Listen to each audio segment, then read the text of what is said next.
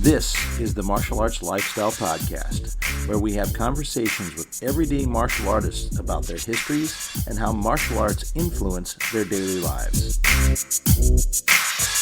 You are listening to the abbreviated version of this podcast, which is the first 20 minutes or so of the show. Please consider supporting the show by subscribing on our Patreon page, www.patreon.com/MALMAG, and for about the price of one coffee shop coffee per month, you can get access to 4 new podcasts each month, 1 week before their YouTube release dates. You also have access to all of our existing shows, which at this point is about 100 hours of shows for you to enjoy. Individual shows can be purchased at our Gumroad page. That is malmag.gumroad.com.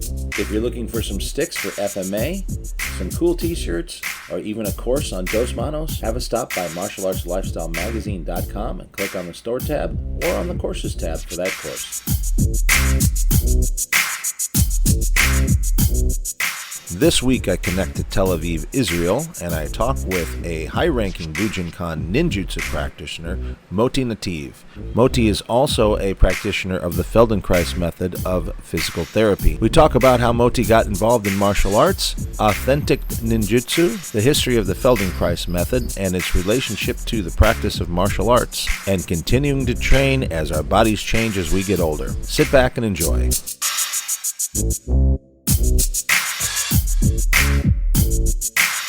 Welcome to the Martial Arts Lifestyle Podcast, and today I'm actually connecting on Zoom to the other side of the world for me. This is my first time actually talking to Israel. This is Tel Aviv, Israel, and a martial artist I know through, or I'm meeting now for the first time through a physical therapist that I've worked on, and we're going to talk a little bit about martial arts and the particular physical therapy that this man does as well. But very interesting gentleman. He's got an amazing history, and I'm very pleased to meet. This is Moti Nativ. Is that how I say your last name? Yes. Perfect. And sir, is there a title for you? Because you're a pretty high-ranking individual in the Bunjinkan Ninjutsu. Do you have a title that you prefer that I call you, or? My title is Dai Shihan. Daishihan. Moti Nativ. But you can call me Moti. It's okay. It's the same. Very good. Very good. Well, let's just kind of start at the beginning. How did you get involved in martial art training? Okay. This is a very interesting thing because, in Israel, I was, in the neighborhood doing all kind of, we fight in the neighborhood. I felt quite strong, but I didn't know much. Then I was 16 years old, and I went to United States to be with my family. And I started high school in a place now, I think maybe nobody knows it, but this is the Gary, Indiana. It's a Gary, city. Indiana. Yeah, it's a Chicago suburb. Yeah. And it's a rough town. Rough town. I know the yes. area. I grew up in Illinois, so I'm very familiar with it. Okay. My family is in Chicago. Most of my family still. Anyway, I was there for 2 years, so I was in high school, and then my cousins said to me, "Okay, you like fighting, so why don't you join the wrestling team?" So I joined the wrestling team of the high school, and I did some wrestling. It was a different way of kind of meeting another body. You know what is wrestling? It's like free wrestling. They do it now in the Olympics and so on. And then I returned to Israel to join the army. I was 18 years old, and because I had this knowledge of wrestling, so I joined the Tel Aviv, Hapoel Tel Aviv wrestling team, and I wrestled for a while, and then I joined the army. And my coach, Moni Weinberg, very strong guy, very nice guy, went to the Munich Olympic Games where he was murdered by Oh, terrorists. this was the 72 Olympics. Okay. Yeah, and Wow. Yeah. yeah, and I lost the person and some friends, and then I understood that wrestling is very good, it's very nice, but I have to do some kind of martial arts. Yeah. So I had some experience in judo also from United States, and I kept on doing judo, but I looked for another thing for a while. Since I was in the officer in the army, I didn't have much time. And then one day I met Doron Navon. He was my first sensei. He came back after a few years in Japan with this knowledge of ninjutsu. So I met him. I walked into the doors of Bunjinkan, and I stayed in Bunjinkan since then. So since 1975, I am in the Bunjinkan. Wow. Okay, that's an interesting period because that's definitely before what in America was the ninja craze Yeah, and explosion. I remember that because I see that I grew up in the 1980s. Well, I was a kid in the 1970s. I was born in 1969. So I remember the okay. 1970s well as a young boy, but my like end of grade school, in the middle school and high school was all 1980s. So that ninjutsu and the ninja craze was a big thing. So you were doing it before it was Yeah, the big deal, yeah. yeah. In But then America, it, anyway. yeah, in America, yeah. But while I learned in Israel, it became big in America and big in other places.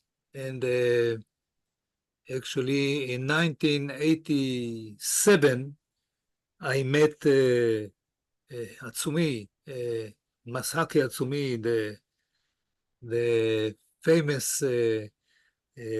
leader of Bujinkan. And I, sometime I went to Japan and I kept on going since about 1990. Every year I'm going to Japan, maybe once, maybe twice, and I'm very connected to this person, Atsumi, and to all the Bujinkan. I have Bujinkan friends all over the world. I was also in Chicago teaching, and I was in other places, United States. Um, so yeah, I was what we say walking on the Bujinkan way. Uh-huh. But while this, I also uh, met. I was doing judo all the time, and I was also in connection with the Krav Maga method. Hmm. So I'm also a Krav Maga instructor and a judo instructor and a Bujinkan Daishian, and everything together is like in my body, I would say, but also in my mind. Right. I'm so now it's everything, it's different. We look at I look at martial arts through different directions, still like all the basic stuff, but we understand that martial arts is actually mind and body learning. And sure, for you, it's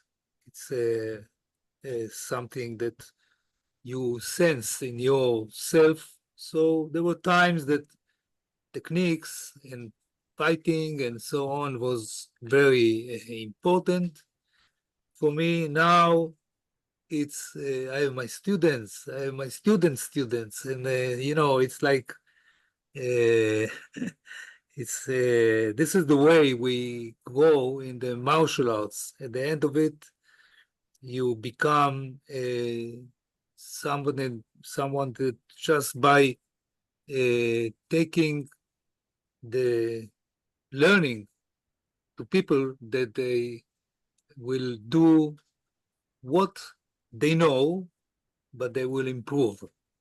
Right. And this is, yeah.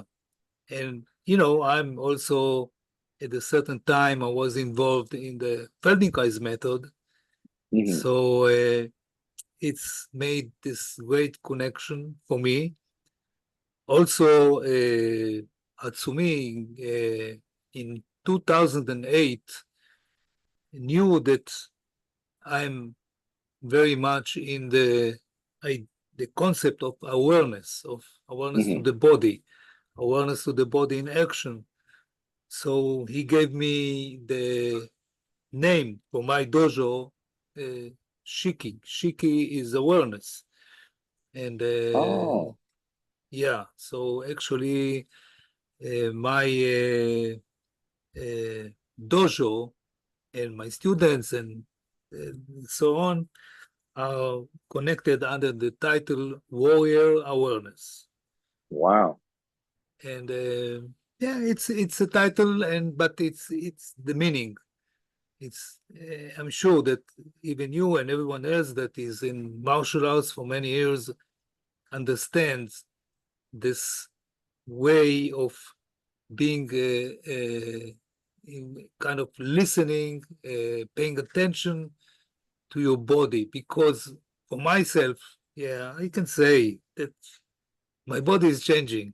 It's not, you see, and now I'm 74 years old, and I'm in my uh, way of getting old, Hmm. older, and it's very interesting time that you actually, when I lose abilities from day to day, it's not the same body Right. as I started and as I went through, and you know, everything that we meet when we get older, all kind of things.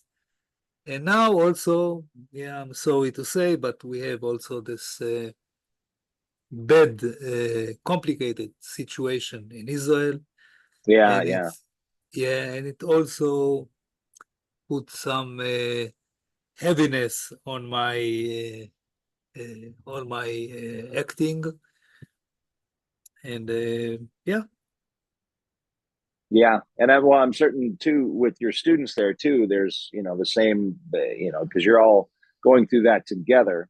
yeah, So it's just extra added stress and concern, certainly yeah. with So that situation. yeah, so we are lucky that we have, you know, I'm still meeting my students every week.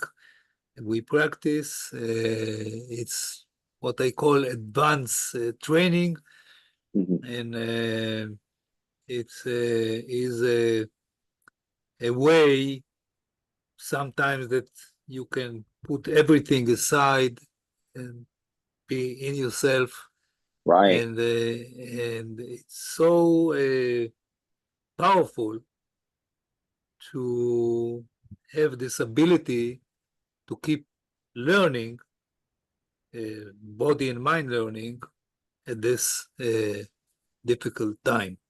right. Yeah, exactly. So there's something very interesting that you told me there, and that was that Grandmaster Hatsumi had Yeah, named your dojo. Is that a tradition in the art? Does the Grandmaster generally give names to the dojos? Like if you've been authorized to teach, does he do that yeah, often, or is that just kind of a special occasion?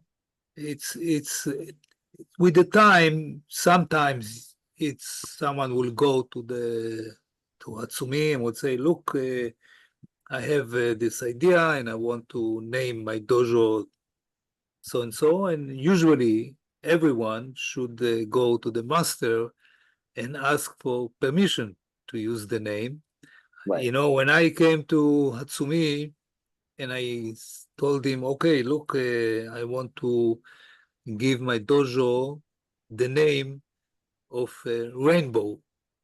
Rainbow. And Tatsumi looked at me and he said, Rainbow doesn't have enough colors. You, yeah, and you should. And he gave me and he said with me, and there were other Japanese teachers together, and he said, look, what about the name Shiki? Shiki is also colors, but it's also awareness. And he wrote to me this idea, and he said, okay, you can choose. And I chose awareness, Wow. Shiki, and Soke Atsumi, he's the Soke.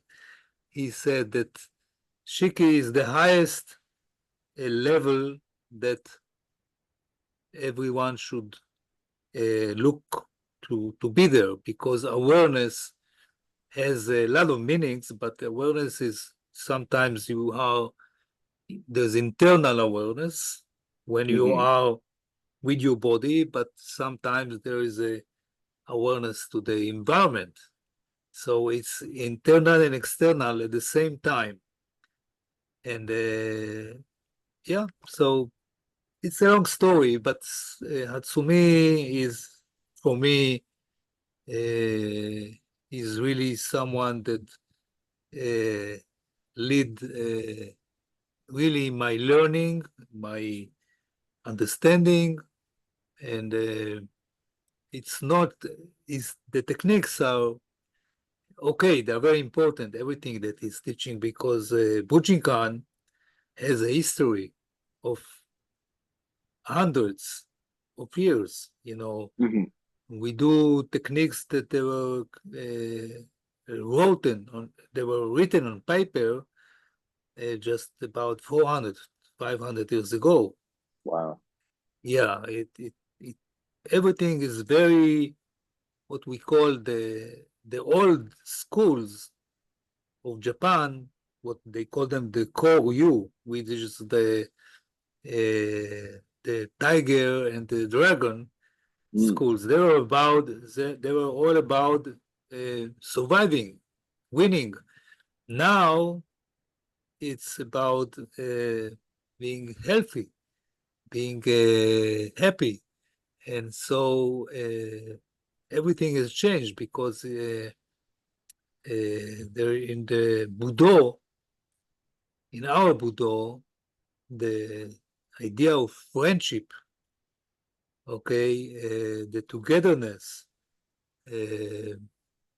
is very important, okay, and this is like, everybody is my friend. I feel friends when I go to other place in the world, and I go to another dojo and I meet other people, and it's being very connected. And with the years I came to this. I had the opportunities to teach around the world, to learn around the world, and I think that Atsumi is something very special, because if you think about Atsumi, like we talk about, let's say 50 years ago, they were very small. He had few students, and that's it. And because of the ninja boom, but he managed to go with this, and now there are thousands of Bujinkan people around the world, and it's Hatsumi. He's the key. He's the Right. person. He's leading it. Now Hatsumi. He's 93 years old. He's Wow. not. Okay. He's not teaching, but I still go to Japan to see him, even just for 1 hour. I fly all the way to Japan and be with him, and he really has the power I had sickness now. I'm still in kind of sickness, but when I came to Hatsumi, it was in April, and actually I felt very sick, and I came to say goodbye. But he gave me energy, and really it helped me.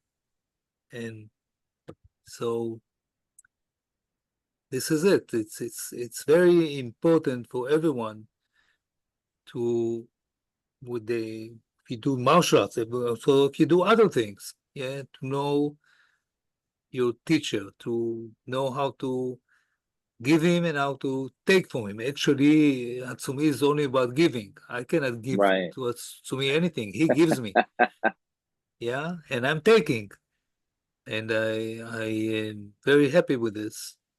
Yeah, Yeah. Well, it's interesting, we think that, and I'm very fortunate to spend a lot of time with Guru Dan Inosanto, who I'm sure you're familiar ah, with, and he just turned 88 years old himself, and wow, I just took a long trip to Stockton, California with him, and I think a lot of us that are students of him feel the same way. We feel like he's giving us so much, and what can we give him? In return, right, we feel, oh, this is not an even exchange. But he will be the first to say that he said, I learn as much from my students as they learn from me, maybe even more.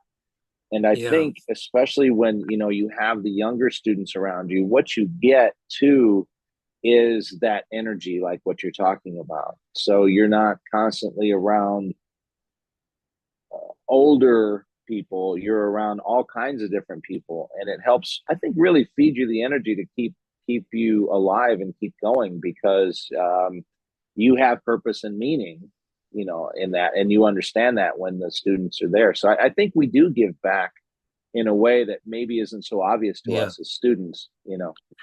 yeah. People ask me why you keep on going to flying to Japan every year after year, and I say it's very easy. One thing I'm learning. The second thing is that I have the opportunity to be clumsy. Yeah, because when I'm standing in front of Hatsumi and he's touching me, I feel wow, there's something else. And the third thing that is important is that he's happy. Hatsumi Right. is happy when I'm coming to Japan. I say I want to make him happy, so I'm going to be with him.